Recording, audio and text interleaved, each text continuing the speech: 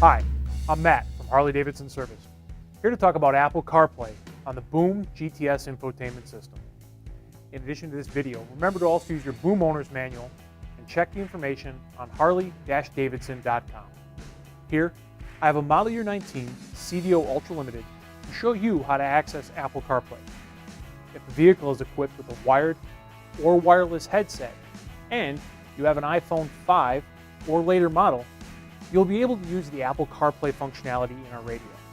Also, make sure you have an Apple USB adapter with you for this next part. Now let's connect our iPhone and begin using Apple CarPlay on the radio. First, let's make sure we have a headset connected here to the radio. Next, we're going to connect our phone using the USB cable. Once connected, the CarPlay icon will appear and you can begin using Apple CarPlay. Thanks for watching. Make sure to subscribe to the channel, throw us a like, and we'll see you next time.